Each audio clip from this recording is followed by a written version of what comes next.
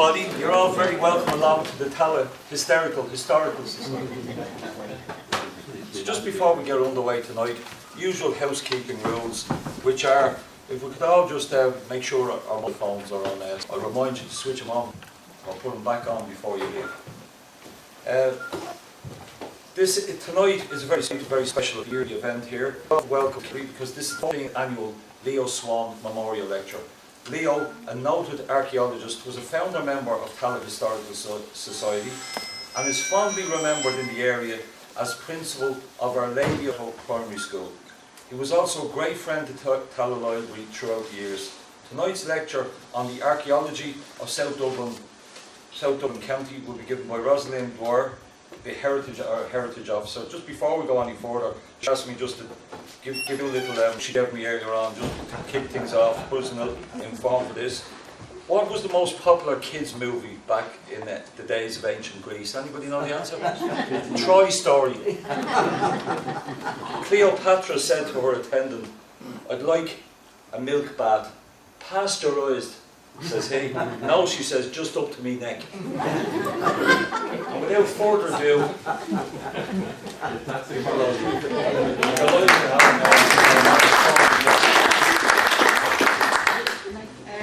I deny all knowledge of those jokes. You're very welcome here this evening, and I'd just like to say thank you very much for the invitation to speak tonight. As Ken said, I'm the Heritage Officer in the Council, and my role is to prepare and implement the County Heritage Plan. This is dated 2010 to 2015, so next year I'll be starting the process all over again. And there are some here in the audience tonight who were through the whole process with me 5 years ago. It's hard to believe 5 years have come and gone. But in this document there are 70 odd actions, objectives and actions that we were to achieve as a council on behalf of the community to protect and enhance and to raise awareness on the various elements of heritage that are in the county. And what I want to show you tonight is just some of the archaeology projects that were undertaken under the Heritage Plan, particularly in the last couple of years, and to show you where we're going with these and where I would hope to bring them even further to fruition over the course of the next Heritage Plan. Now there are a few of those heritage plans here for you, so there may not be enough so I can get many more. I have another box back in the office which I'd be happy to get rid of before we start the new plan. And I'd be hopeful that all of you here tonight would have a lot of comments and a lot of suggestions to make when we start the public consultation process next year for the new plan. So you'd be very welcome to make your own comments at that stage. So I'm going to make this work at some stage. Right, there's the Heritage Plan, grant. The Heritage Plan projects, the archaeology projects I'm going to talk to you about tonight are, there are 4 separate projects. The first one was the accessibility survey, where we looked at all of the monuments in the county and to see which of those were physically accessible or whether they were visually accessible, and to determine their condition, and then to try and determine which of them would be good to develop heritage tourism, trails and talks and walks around it. The second one, which was kind of related to the first one as well, was we did it as well specifically for the Dublin Mountains. And in that one I partnered with Dunleary Rathdown, with the Heritage Officer in Dunleary Rathdown, to look at all of the archaeology across the Dublin Mountains, because as of yet we think there's a huge story there to be told. And as heritage officers, we very often get involved in joint projects across our county boundaries with adjacent heritage officers, and we share our resources and we share our knowledge that way. Also we share the cost, which is very important. The third one then would be the investigations that we've commenced up at the Hellfire Club last year and this year, and we hope to propose for next year.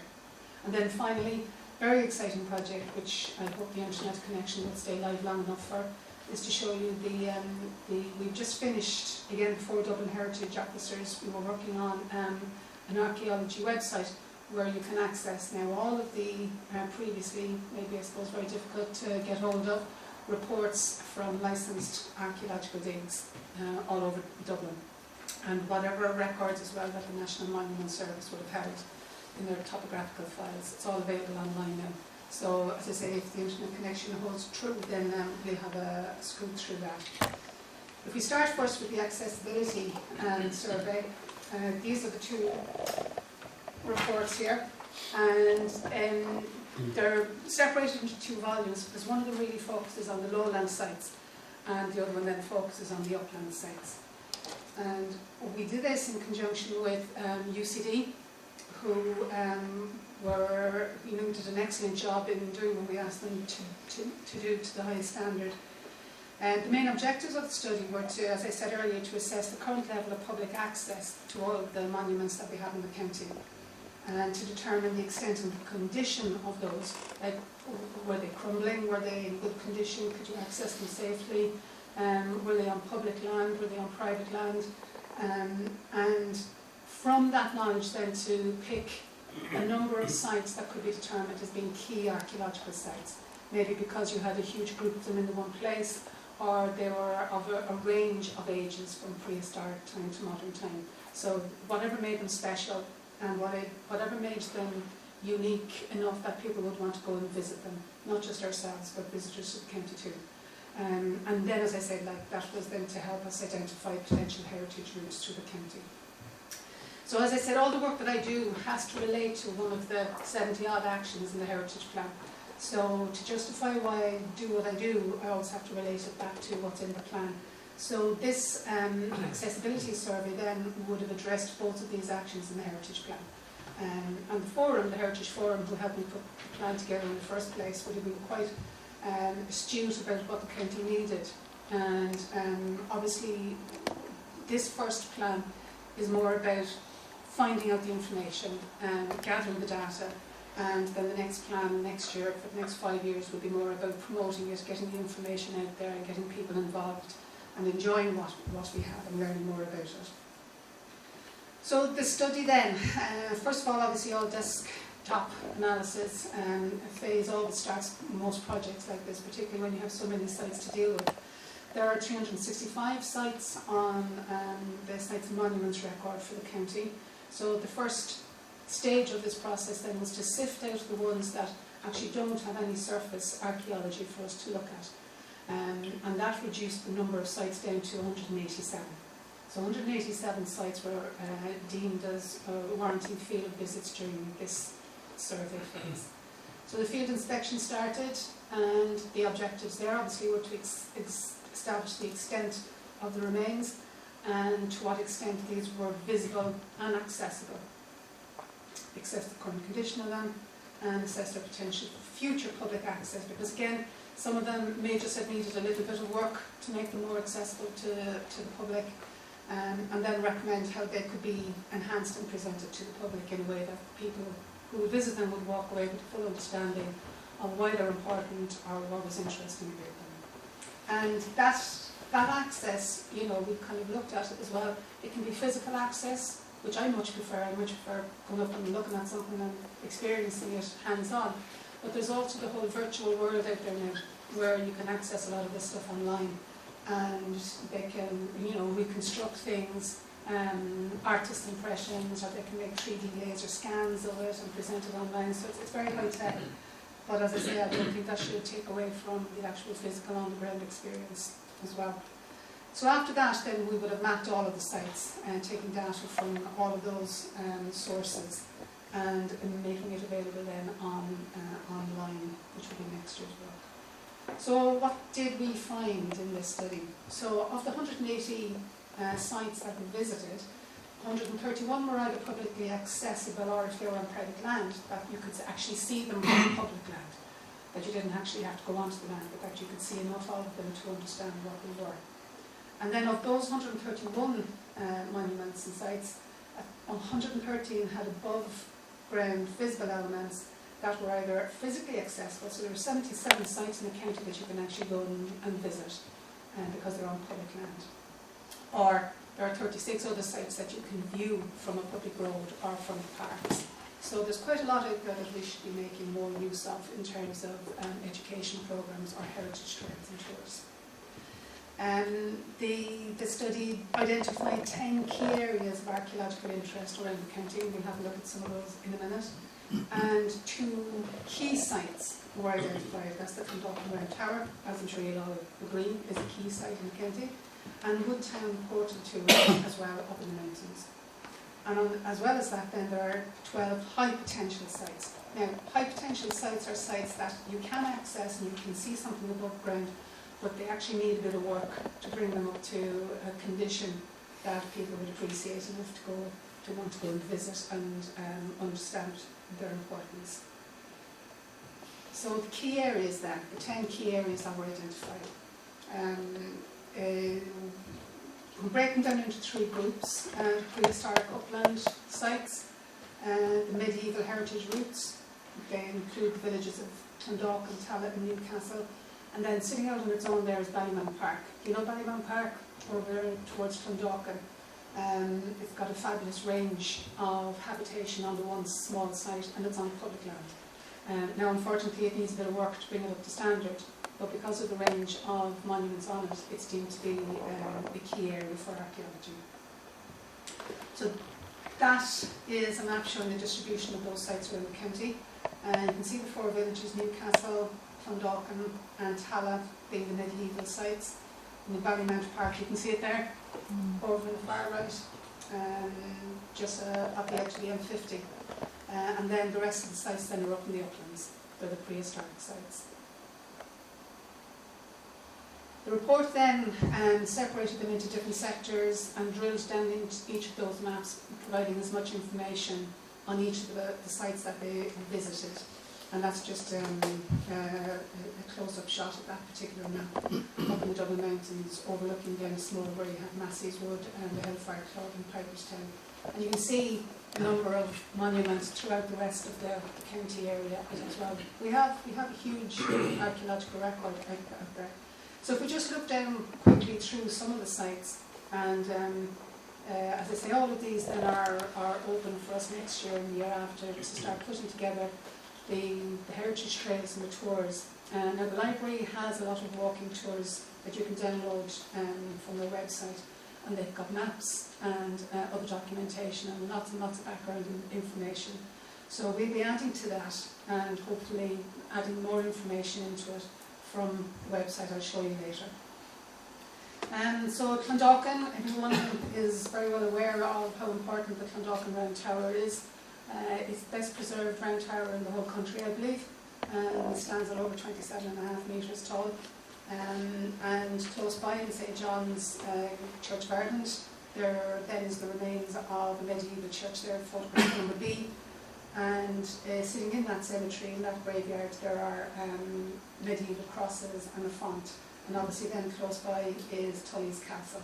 And Clondalkin is easy to get around, it's easy to walk around. You can see all of these things, they're quite accessible. Newcastle likewise, at the end of Newcastle, at the end of the west end of the village, there's a very fine grouping of medieval features. You have the Church of Ireland Church, and there's a tower house there, photograph B. And the tower house is part of a private property. But the owner opens his house in Heritage Week every year to tours, to guided tours, so you can actually get in to see it. Photograph C then is the motte down in Newcastle. You can peek at it through the railings of the gate, and that view was taken from the top of the church tower, which gave you a very good panoramic view of it. The churchyard then has some interesting features.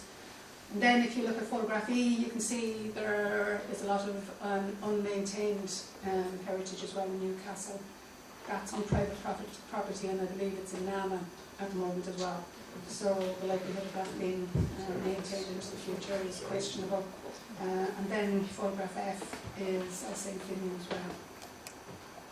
Tallaght, do I need to tell you anything about Tallaght? You can tell me more. You're well aware of the heritage that Tallaght has to offer in terms of, say, whale ruins, the churchyard, the font, crosses, very old graveyards, and obviously St Whale Ruins Tree is also a recorded monument, is also a monument on the list, and the gatehouse then as well. So there's plenty to be seen, and all of those are accessible. So the recommendations then that would have come out of the study for the medieval routes is to negotiate access to those few sites that currently aren't easily accessible. One or two of those features that you would have seen in either of those three villages, may need permission to go and access. Particularly if you need access into the priory, you need permission. So it's a case of building relationships and working maybe for Heritage Week to have, or perhaps for a special day that you want yourselves to gain access to a lot of these areas. And how do we do that? For most of the sites, there is relatively little maintenance work is actually required to bring them up to a very good standard. So the heritage trails could be easily established for either of those three villages. And as I say, anything that we would do would just be building on the work that the library has already started on walking tours. Information panels and promotion is essential. Again, I may be old-fashioned, but I like to walk up to a board, display board, look at a map, see where everything is, and just go and visit it with just a little blur at the end of it to see what it is. I can then go onto my phone if I wish and access further information, but I don't think we can do without those boards on the site, on the ground. This is not what I did earlier now, it's not showing the photographs. Let's see now. These are the upland sites now that I'm going to look at. It's Ballinascorny Woods, and I was showing you photographs of passage tombs, and the barrow and the large cairn. So we move on. Another one of the upland sites is Pointerstown. Now that's on the east side of Glenismore Valley, just overlooking the valley itself. We discussed this one, whether we should put this in as a key site or not, because really when you look at it, it's not the sort of stuff that jumps out at you as being visible archaeology. If you walked over that ground without really paying much attention, you wouldn't be aware that you're walking over a very, very important archaeological site. It has it's a very significant archaeological complex dating to the late Neolithic, and the features include 7 huts and 8 burial cairns. But as I say, you need interpretation to understand what you're looking at. And I suppose if we were to, that would be on the last of the list, I think, in terms of encouraging people to go and look at it. Also, it is accessible to a degree. There is a lot of private property up there, but there is also a lot of commonage. So you should be able to access it, but you'd have to be sure of where you're going so that you don't interfere with private property up there. But it is a very, very important site, and some of the areas there are, if you have somebody explaining to you what you're looking at, it's very, very rewarding. But as I say, that would need quite a bit of work to make it an enjoyable experience. Seaham Mountain. I think Seaham Mountain for me is just so dramatic. When you're up there, the views are just spectacular. You literally have 360-degree view from looking straight out over Dublin to the Liffey Plain. You can look west into Kildare, south into Wicklow, and east out onto the Irish Sea. And on a clear day, which I had when I was up there last time, it's just magnificent. And you could see why our Neolithic ancestors chose the high point of these mountains to put their burial tombs. The tops of mountains they're liminal spaces. They're the interface between land and the sky, and they're full of magic for our predecessors. And again, being in such prominent locations, they were viewable from the lowlands. So everybody knew exactly who they were looking at up there, and why they were buried there, and how important they were. And these tombs across the Dublin mountains in particular all form one massive cemetery, which is widely spaced out, I appreciate, but when you're at the top of one of those mountains, you can see the cairns and the tombs on top of the other ones. For most of them now, sometimes there are trees in the way, quilt property might obscure your view for some of them, but they are all there. So it's a magnificent cemetery landscape that we're actually looking at up in the Dublin mountains. So the features on Seaham include 3 passage tombs, a megalithic structure, and a ring fort just further north to it. A lot of people walk up to Seaham. And again, you have that concern that inadvertent damage may be done to people scrambling over the cairns or climbing into the passage tomb itself. So again, interpretation up there and alerting people to the fact that they are walking on a monument and that they need to be careful about slippage and making the rocks collapse. As well as the bog there itself, can become quite eroded. So it's how do you manage that? You want people to access these things, but you don't want them to cause too much damage either. Another of the upland sites are over there towards Saggart Hill. Do you know Saggart Hill? It's to the west of the N81, Sheaftool Wood and Lugwood. Again, you've got a concentration of prehistoric burial tombs, including 2 passage tombs in Saggart Hill itself, and 2 further passage tombs on the lower slopes, a ring barrow in Lugwoods itself, and 3 further barrows in an enclosure further south. So that's a huge collection of archaeology that is just asking to be interpreted in the correct way with appropriate routes and trails and information boards. Hellfire Club, I won't linger too long on Hellfire Club because I will talk about that in more detail in a minute when we get to the Hellfire Club project we were doing this year. But the recommendation for all those upland sites again is that some of them require a much greater degree of maintenance and maybe the formation of construction of safe access routes into them. Maybe we should be promoting them in a different way to the lowland sites then as well, and we should be promoting them as landscape routes, that there are nodes on a wider routeway. So for the real eager beavers who like mountain walking, they can start at one end of the Dublin Mountains and work their way all the way over to Dunleary right down. Or you can just go in and out at particular locations yourself. So the options are there for both choices.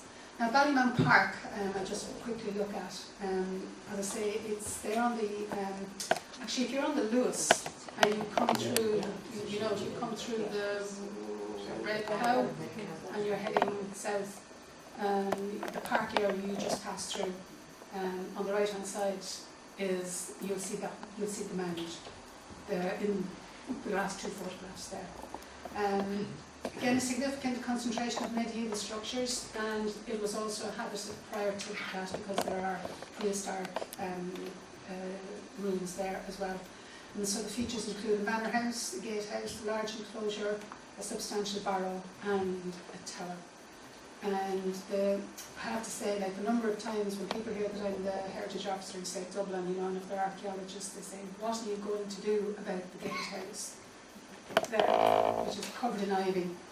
And when I first came to Dublin many years ago, not that many years ago, I was aware of that as a tower. It didn't stand covered in ivy, but it does at the moment. So again, there is a lot of work needed to bring these particular structures in Ballymount Park up to a standard that will facilitate its interpretation and its enjoyment.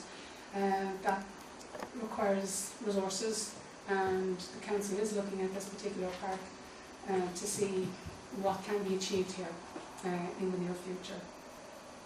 So, as I say, a lot of maintenance work required. There is graffiti and there's a lot of vegetation. Now, there's pluses and minuses there because the vegetation stops the graffiti, and if you take the vegetation off, you're exposing it to more vandalism perhaps. But again, you would hope that with better understanding and interpretation of the area over a period of time, you would hope to lessen that, we hope. So a heritage route through the park would be a very easy thing to establish once you have something appropriate for people to look at. Another recommendation the archaeologists made was that there had been previous archaeological investigations done on the site, particularly when the M50 was being built. So geophysical surveys could be added to that, and we could get a substantial amount of additional information if we did that. Very interestingly, as part of this project, the archaeologists, when they were out there, are always nosing around, and they know what they're looking at. Their skill is fantastic, and they picked up an additional 26 sites that they see as being new to the record of monuments in this county, and they forwarded these to the National Monument Service for their consideration to be included on the list. So, the story isn't finished. There's a lot there's a lot of stuff out there yet that is yet to be discovered, and these can only feed into our overall knowledge of the origins of this county. So we move on to the second project, the Dublin Uplands, which is an extension of what we've just looked at. But this part of the project was in conjunction with the Heritage Officer in Dundee Ratdown. And what we did is we took the uplands, and that's anywhere area over 150 metres, contour root level, and which stretched all the way from the N7 there, almost, all the way over to Shankill in Dundee Ratdown. And we looked at key areas of archaeology across the Dublin Mountains, and there's huge potential for heritage trails and for drawing out that story of how our predecessors accessed the uplands and how they focused their ritual activities up there. This is the Slade Heritage Trail, which is another project I was working on over the last number of years down in the Slade Valley. There's the village of Brittis, and there's the N81, it's the N81. The British Ponds, do you know the British Ponds? Yeah. So these are the two woodlands I talked about earlier, Slieve, Toole and Lug. And one of the objectives we were looking at when we were looking at the Slade Heritage Trail is how do we incorporate a route all the way from Rathcoole through Saggart and up through the Slade of Saggart, which is a lovely big deep ravine, across the N81, how do you do that? And around the British Ponds to finish at Brittis, and take in the archaeology and cultural heritage and the wonderful biodiversity that's down in the Slade Valley as well. So that's a huge project that's running separate to all of this. But you can see from here the number of different archaeological features that I mentioned there earlier. So it's a huge concentration of information there, and how do we make the most of that? This one is this was the band of Scorny Woods, the one photographs that didn't come up for me earlier. Again, you can see that there's quite a lot of archaeology remains up around there, and plenty of opportunities. The Hellfire Club, likewise, as I say, we'll talk about that in more detail in a minute. And then over into Dundee Ratdown, the tops of the mountains at Tibradden, at Kilmashogue, and at Ticknock. There's a great concentration of information there. And over into Rathmichael, over right on the coast, which is a magnificent site because it literally just looks out over the sea. And you can imagine, like, if you were a prehistoric family coming in your little boat past Dalkey Island and looking up at this massive tomb right up on top of Rathmichael, you would know that you were entering somewhere that was managed and minded and a place that was sacred. Now, this is the same map, but what I've put into this is, you see the purple squiggly line? That's the Dublin Mountains Way. You know Dublin Mountains Way goes over the mountains from Tallaght all the way to Shankill. And the yellow line then is the Wicklow Way. So we put those two routes on the map just to see, again, is there a way where we can coordinate people walking on those routes with relevant interpretation along the routes so that people could get additional benefit when they're up there walking, that archaeology is accessible. It's along the Dublin Mountains Way or it's along the Wicklow Way, and if you walk 50 metres this way or that way, you'll see an interpretive board which will explain the landscape that you're walking on. The Hellfire Club then, this is the third project.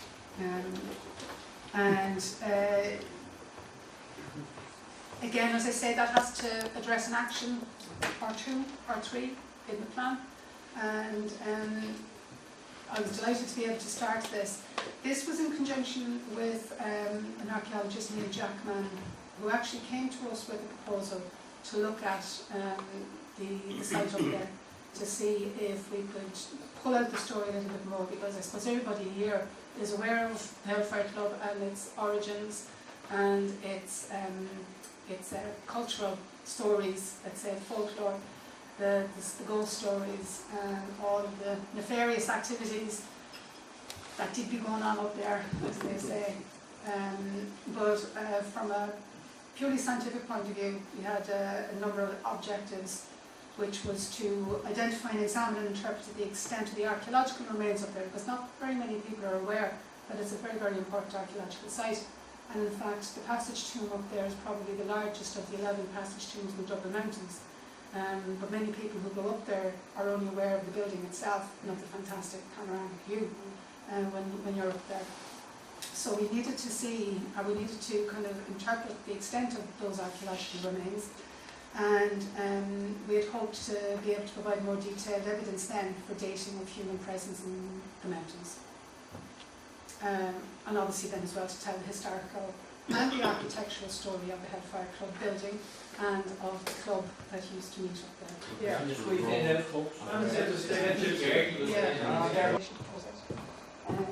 But that's where that is. This is a LiDAR image, which is aerial photography using high technology, which will give you a better picture of what's happening on the surface of the ground. You can see it much clearly there. So there's the large tomb, and there's the smaller one, and that's the building. So LiDAR is great, that it will show up a lot of those features that you don't normally see on, let's say, standard aerial photographs. And a lot of the sites actually that were new sites, newly identified sites in this project, came about as a result of the UCD have a fabulous collection of LiDAR photographs. So they were able to sift through all of those and pick out areas that they could see as being new and unrecorded. So it's very useful tool to be able to manipulate.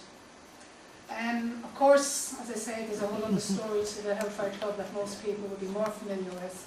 I love that phrase, brazen monsters, blasphemers and bacchanalians. Good old boys, basically. I won't go into all of the history of it here, obviously, because I'm focused on the archaeology, but part of the project is to look at the truth or otherwise of this whole culture back in the 1700s. And yes, I mean, it is believed that they did use the building up there. The building was built by the Speaker Connolly in the 1720s, I think, and it was his hunting lodge. And he built it there, they say, so that he could see both his property, Castletown in Kildare, and Rathfarnham Castle, which he had bought from Lord Ely. So it was the prime location between his two properties. He could survey everything that he owned. But he didn't get to enjoy it that much. He died quite shortly after it was built, and it was then rented out. And these guys, who used to meet, I believe, in town, in Parliament Street somewhere, were thrown out of their lodgings down there, so they decided to go to quieter realms, and they decided to meet up there instead, where they could get on with whatever they were doing. So the survey will extend whatever information we have there, and there is a girl in Bristol University doing a PhD on the Hellfire Clubs in Britain and Ireland. And she has focused on the Hellfire Club here in Dublin as one of her sites. And there was another one in Limerick that she's also working on, but the bulk of her sites will be in Britain. So between her information when she's finished her PhD and the survey information that we've picked up ourselves, we'll start to put together quite a good picture of what the story is up there. And of course the architectural heritage of the site as well needs to be looked at, needs to be addressed in a more coherent way. Everyone will be familiar with the stories that the original cairn, the heap of stones that was on top of the passage tomb there, that a lot of those stones would have been robbed to build the hunting lodge itself. And then subsequently a lot of the fine stone was robbed out of that to build the house further down on the northern slopes of Montpellier Hill, Dollymount. So there was a lot of robbing going on. But people imply that the reason the place is haunted is because the tombs have been disturbed. And the archaeologist, when he was up there, had a really good look at the building as well. And I'll show you photographs there later on as well, where he feels some of the stones, the really big orthostas, the really big long stones, that would have formed the actual passage tomb itself. He thinks he has located somewhere in the structure of the building itself. So there's a big architectural story to be told about the house itself. Okay, so the first phase of the project was in 2014, where we did a geophysical survey and again a LiDAR survey of the site in conjunction with desktop research into the Fire Club itself. That then informed the results of that informed the second phase this year, where we did limited test excavations of 4 small trenches around the 2 tombs to look to see could we find data, or sorry, material that we could date. And we can start putting a date on what was happening up there. Now the third phase, which will be next year, I propose to undertake a more detailed excavation at the large tomb site. So that's the plans then, but we'll see what happens, because the findings from the geophysical survey that we undertook and from the excavation work is that like the 2 tombs on site are very evident, so they are there. We know they're there. They're not just and one of them is actually in decent enough condition, the larger one. They are both affected though by all the disturbance in the past, primarily from the building of the lodge itself and then subsequent disturbance over the years. But the geophysical surveys, and I'll show you a nice detailed map of this now, the geophysical survey revealed a huge number of other features that that people hadn't been aware of before, such as like banks and ditches, pit features, very, very intriguing indication of maybe a 3-room structure, and I'll show you that, and other activity. So this is it cleaned up, let's say. So can you see there's the outline of the large tomb there, and the smaller tomb. But there are all of these other banks and features all around the place, and all of these little pink dots they think are maybe post holes, perhaps, for whatever structure may have been around it, either back in prehistoric times or more recent times. So there's an awful lot of information there that has to be sifted out, and that people have to tease out to see what is more recent and what is prehistoric. This, of course, caught our attention straight away. Like, what is that? So our original intention was that this year we would have done perhaps what we call a community archaeology project up there, where we would invite people to come and help with the archaeological excavation work under supervision and under training from the archaeologists. And we had hoped that we could start on that interesting little red coloured pin, and because we assumed that was going to be much more recent in origin than the prehistoric material, which would be very delicate and very fragile.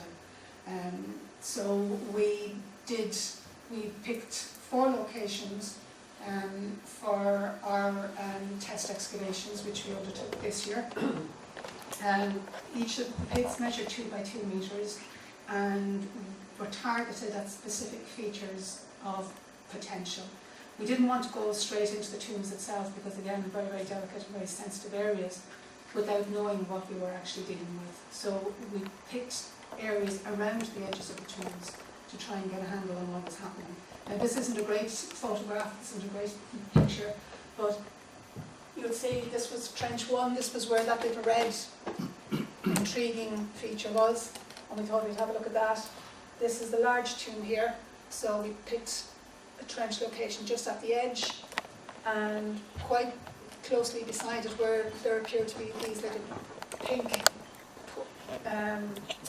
post holes, and then a further one over by the smaller tomb, again, which appeared to have some interesting archaeology identified on it from the original map. So we hoped we'd get something out of that. Now, again, just to show you where those are.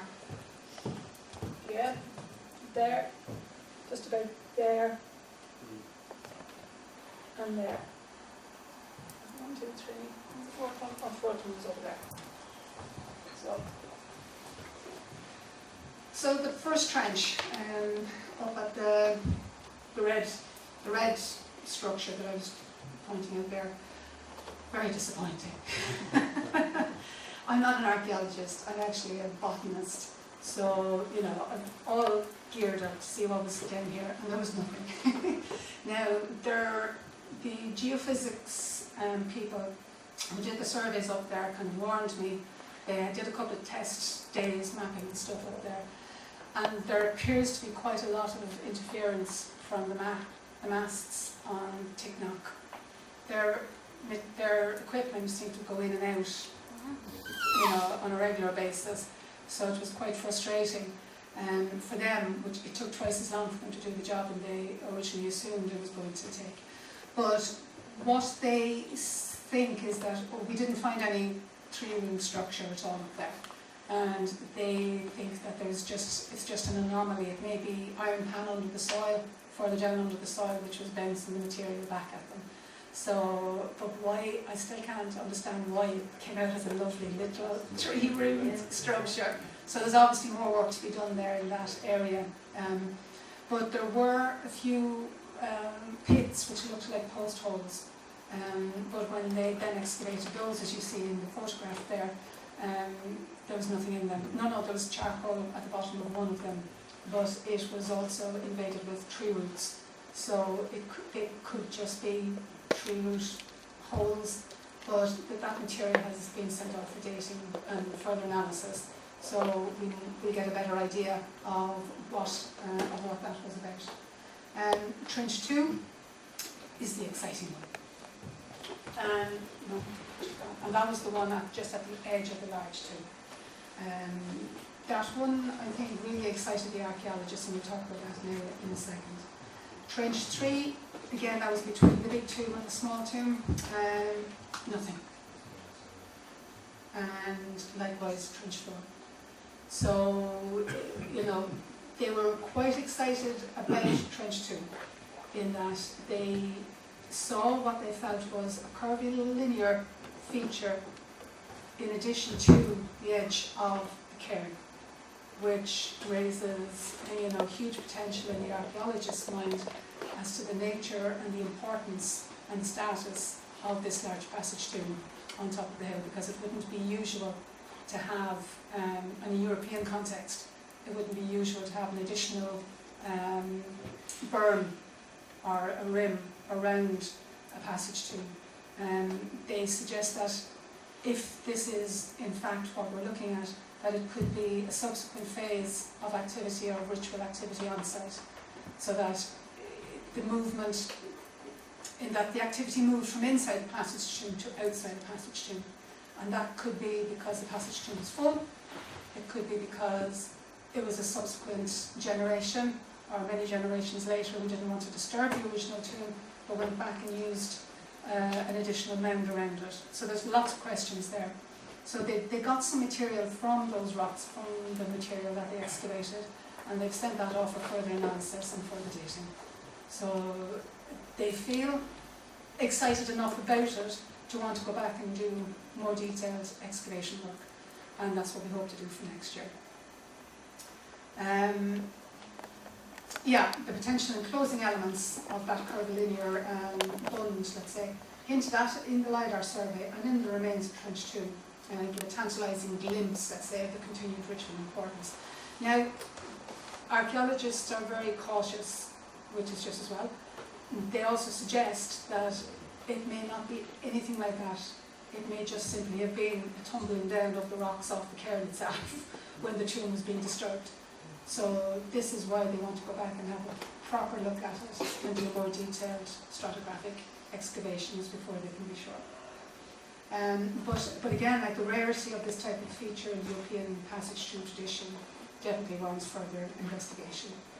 So that's what we hope to do in 2016. We've applied for a grant to undertake some excavation works of the larger tomb, and hopefully we'll get that. Obviously it's going to be funding dependent, it's an expensive business, but if we hear in January or February that we've got the grants, then we'd hope to be on the ground quite quickly in April and May. So watch this space, as they say. Now this, again, it's not shown in both photographs here, but these are the stones that I was talking to you about, that in the building itself, in the Hellfire Lodge, can you see the really big large stone at the end there with the white mark on it? That they believe that is one of the large stones that would have been robbed from the passage tomb itself. And there was another photograph on that, up on the left-hand side, which showed it from the outside. And it's a perfect shape. I don't know why it's not showing up for me.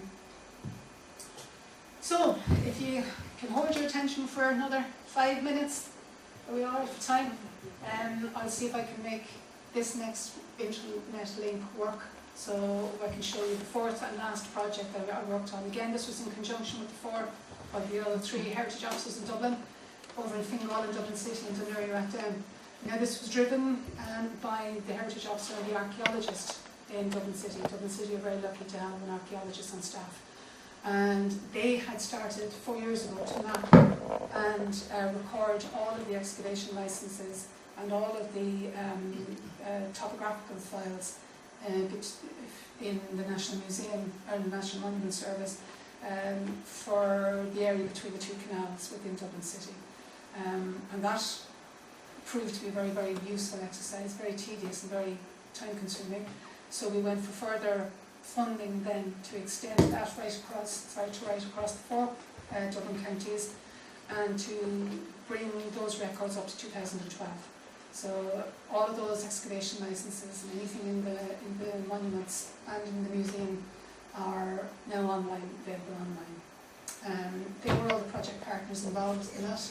The Heritage Council provided 75% of the funding towards it, which was wonderful, and the rest then came from the local authorities. Again, I had to keep my paymasters happy, and we were able to address 2 and many more actions by making this information available. And this is it.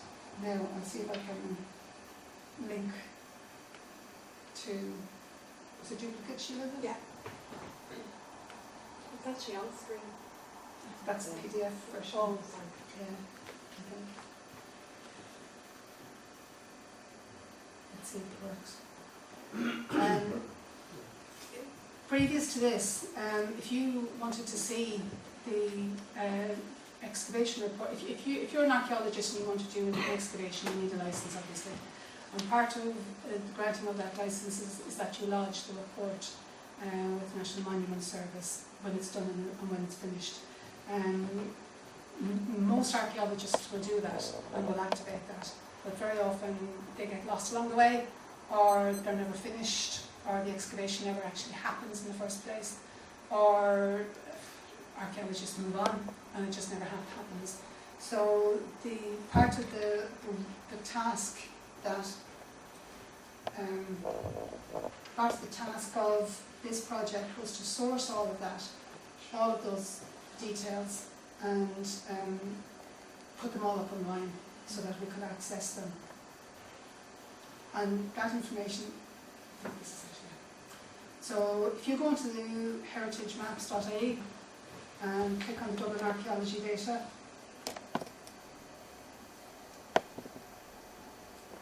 this only went live last week, so it's very new. And again, it's not going to end there. There are many ways that we can fine-tune it and add further information to it. Okay. There are all the project partners involved in it. And this is what it looks like.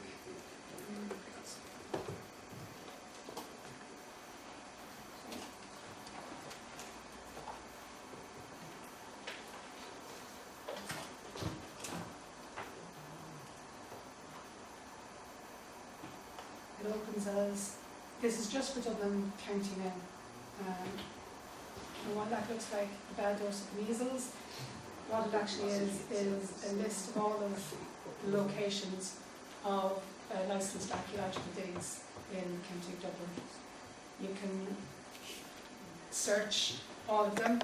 You can search just the excavations, the licensed sites, dive surveys along the coast or along the river, geophysical surveys, and other map details.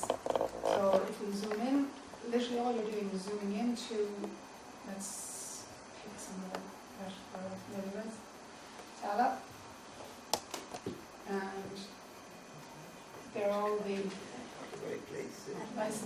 archaeological digs. Now, if you just click on one of those, and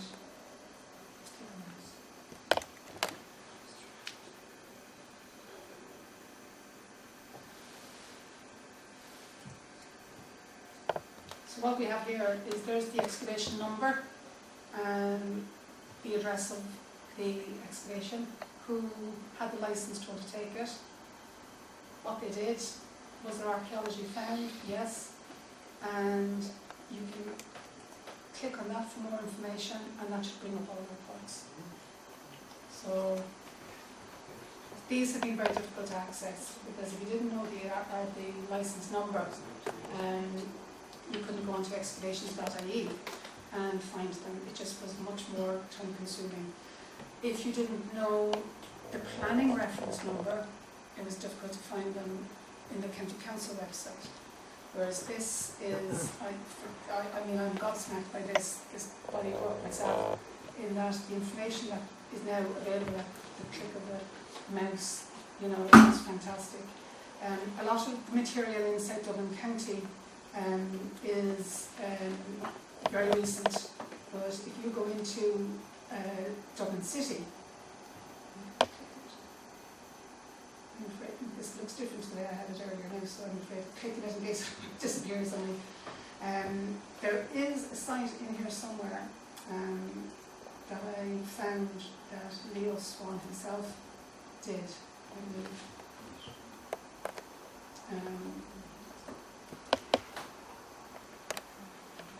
Again, there's plenty more information there and there. But if you look at some of the ones in the middle of Dublin City, they have an awful lot of information. Did they turn it off? No. There's an awful lot of information from the National Museum. A lot of their files are there, because a lot of it is very much related to Viking Dublin, and a lot of the information is just magnificent, because they've got information from the archaeologist to the keeper, correspondence details. Now, a lot of material, obviously personal stuff, is redacted, and that took a lot of time to go through a lot of that. But the information is just fantastic, and you'll spend, if you have any interest in this at all, you'll spend hours clicking on each of those and finding what they found. Surprisingly enough, when you open some of them, there will have been no archaeology found, and you'll be surprised at how many of those you find. But for the ones that do have archaeology, it's fantastic. Like, I looked up the Fir House Weir before I came in, and I found a report that I had been searching for the last 3 or 4 years, just there online, which is a fantastic gift. Seeing stuff like this. And it goes through all the details. Everything that's on file there is on that. So knock yourselves out, as they say.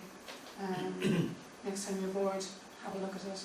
And what I would hope to do, leading on from this particular one, is like, look, if we are doing another trail, a more detailed trail through a location where there has been archaeological licenses, you can just glean all that information from it.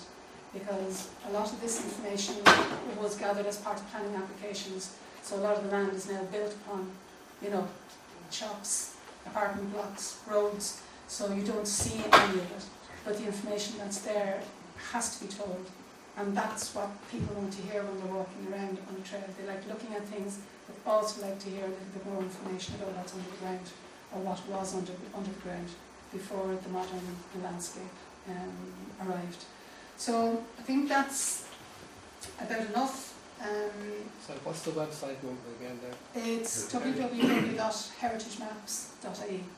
These are the maps that the Heritage Council is working on for Heritage Map Viewer. This was the main site, the one over there, Heritage Maps. And if you wanted to flick into that, it gives you the whole country. And everybody, all the heritage officers around the country have been accessing this and adding their information to it. There's been a delay in getting our information from South Dublin up on the site. But if you look at the layers down here,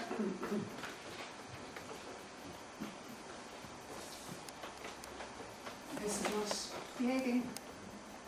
Just like, is it children and pets never behaved the way you wanted to. So, And computers. and computers, there you go. So this site will actually give you all of the recorded monuments in the county, and it give you other information from the National Museum, National Roads Authority, burial grounds. Again, if you're into shipwrecks, there you go. All those options are there for you in archaeology, in architecture, habitats, geology, it's all there. But it depends on the different counties putting their information up. And as I said, there's been a delay in putting our own information up, but I hope to clear that block in the new year. But that website is active for the whole country. So if you're going on your holidays down to Waterford, I don't put it there, you can check it out and see what things you might be able to see while you're there. So I'll leave it at that before I get drawn on to something else and you're here at 9 o'clock tonight. So thanks very much. Carvings Lot of those features there. stones, so they can pick out the names. And they're putting those names in as part of the information. Other communities are doing things like working on place names and adding in those as part of the heritage of parishes and counties and time. And then lastly, in rural areas and particularly mountain areas, and Kerry are leading with this, they're recording the pilgrim plans that are not generally written about. The famous ones certainly are. But 16 onwards, perhaps some of those could be included. I was out to assist one of the historians up in Glensmore Valley who had been recording place names, field names up in Glensmore Valley for the last number of years. So we've just produced that map. And there's a preliminary book going with that, which again I hope next year with funding to be able to produce that into a nice big map with a nice folder with all the field names in it. And there's a little bit more work to be done with it, and I hope the person sitting beside you there, Tomas, might give us a hand with looking at some of the Irish names. Because a lot of the field names up there would have originated in the Irish and have been kind of, changed and adapted over the years. So there is a lot of work to be done to tease out those. There you go. Come through there, Michael there, young lad with the check shirt. I was in shooting things in Dublin. We go to the Somme every year, and it's a Somme salient. There's a brilliant panoramic photograph that they've joined them all together of the salient from 100 years ago and the current, what it currently looks like now. But you have arrows pointing down to the features of the town and the villages on certain battlefields and monuments and all that, But if you go to the top of the square shop, there's a lovely panoramic view of the hills. The hills go around like that. I often thought somebody could create that photograph and have these features, which we're now coming down and saying that's the small valley, that's the hill. Because people in the county know the hills, but they don't know which hill is which and what's the feature. And where, if I want to go to the Hellfire Club, where is it? I've often thought that there, another location for that is in Old Bawn, when you're in the park there by the Dodder. You come out of Mountain View, is it? No, Seskin View. Seskin View, is it? And you literally have that panorama in front of you over the Dodder. I mean, it's hard to believe that, like in a capital city, you've got that backdrop of the mountains there. And it's even just the Green Hills Road fantastic. from the city centre, and you can see it there in front. It's amazing. I think that makes great. Make a great photograph with the features made with the have it would be great. But maybe it's something you can look at. And the other thing is a few years ago we were just talking about the possible discovery of a ring fort over in Kingswood near Balgong. Has that proceeded any more further? Again, that photograph was I could probably find it for you. The archaeologists in UCD came to me because they, again, in looking at their LiDAR information, were able to see that there was a feature on one of the ring forts. It's recognised as a ring fort, but it didn't seem to have the archaeological importance that they felt it should have. There you go. Exactly. Yeah. Whereas the archaeological record for that didn't identify it as a trivalent ring fort. got 3 loops around it, three rings around it, yeah. High status. Yeah, and they were looking for funding from the heritage officer to assist in doing some geophysical work out there, which we did. But unfortunately, there was too much interference in the soil. They felt it had a high contamination of something in it, which wasn't giving them the signal that they thought they should get, given what the photograph was showing them. So that is one of the sites that they would love to go back to and do some proper excavation work on But do you think to that, identify it. more or less, that's not tribal? They still feel it is. Or you think it is? Oh, they feel it is, yeah. Because there was talk that the training week.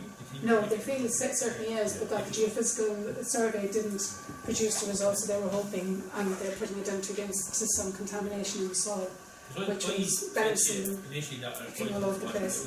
Sorry? We had that discussion that it definitely is, but it's a great image that is. Really. It's fantastic, like, and again, that is, that LiDAR is fantastic. They wouldn't have seen that apart from, I think they were working on the M7 and they had all the photographs around it. It's an arable field as far as I know. Or is it a grass? Might be a grass field, a pasture field. But yeah, they would have to go back and do some proper excavation work on that. There were a number of other sites that they saw in the report as well. You know, probably don't have a lot of time left. But I have other photographs here of some of the sites that the archaeologists looked at. Athgall Hill has shown up a couple of other additional features. Windmill Hill, you know, beside the bird, has 3 or 4 other features on it that, you know, haven't been identified before. So LiDAR is offering a lot of information, and I suppose that brings us back to Leo Swan, who had done quite a lot of work in his day with aerial photography, using aerial photography to identify archaeological sites. Today they're using LiDAR, which is very, very, very nice. It gives you a lovely view of the landscape. It isn't always right, and it isn't always useful, but when it is, it's very useful. I think in a situation like this. It never went Valley out. It used to be there. I don't know if it's still there. It's a very large section of it, and very, very complete. Yeah. Would that be included in this? Well, believe it or not, it is one of the actions in there to look at the Pale Ditch. Just haven't gotten around to focusing on it. But there are a number of sections in our county here up that Kiltalon. There's supposed to be a section there. Dope was very close to when I last saw it. Very close. Yeah, absolutely. The Honourable Member for Trinity. Two small questions. How far with the 4 excavations did they go down, and how high a priority in the county is archaeology? Well, I'll answer the last one first, I think. The county would certainly benefit from an archaeological post in the council, but unfortunately I can't see the chances of that happening to be very high, just in terms of resources and priorities. But my job is spread across archaeology, architecture, cultural heritage and biodiversity. And because the council has a conservation architect, then, you know, that kind of looks after a lot of the built, and she also looks after the statutory requirements for archaeology. So we would certainly benefit from a focused archaeological post, but as I say, I can't see that happening. We'd also benefit from a biodiversity officer's post and lots of other cultural heritage posts, but as I say, that's for another day. They only went down to 50 centimetres at the very most, I believe, while they were there, if that. So it was just test trenches. We didn't want to disturb more than we needed to in order to get an idea as to whether it was worth coming back to do more, and that's what we intend to do this year, next year. Rosaleen, just one tiny observation. You know, in the picture of the gatehouse in Ballymount Park, maybe we should be more careful about where we put M50 signs. You know, the M50 sign is the biggest part of the background there. Yeah. You know, I don't know, do you require planning permission for those? I'm not sure. There's a couple of minutes over the sewer room there. Sorry? There's a sewer room there. Yeah. Yeah. and they stuck the Lewis over the top of it. Yeah, there was a lot of archaeological excavation work done during the whole development of the M50. Yeah, but they didn't even, the first one they done for the M50 there, they only went back a certain period of time. The last one was done, O'Neill done it for the Lewis. He actually, in his, the booklet they done up for it, he actually put it down as a 3-ring fort equal to Navan. What do you call it? There's kind of a thing about, what do you call it, that it was a burial site there, but they reckon that there's evidence that the ditches were actually, 2 of the ditches were actually dug up and reused by the Normans when they colonised, and there's a chance that that's the shape now for the tomb. That they actually cut the top off the top of it and turned it into a fort. Yeah, that's what I'd imagine. That's Kingswood there on the photograph, isn't it? That's Kingswood there. Kingswood, yeah. So presumably if it was a high status 3-ring fort or whatever, perhaps the name evolved from that, you know. There's one section of Yeah. Very good, there's not much of it left, is it? Living a stone in Well folks, I'd like show your appreciation, wonderful lecture, heritage officer. I'm sure you had a great number of friends coming in here beforehand and you converted those that were talking about the. So with that, when's the next lecture? January? January 12th. Yeah, it only leaves me to wish you all a very, very happy and peaceful Christmas. So, Nuluk Shona, back then, I was Slán a while, Slán before.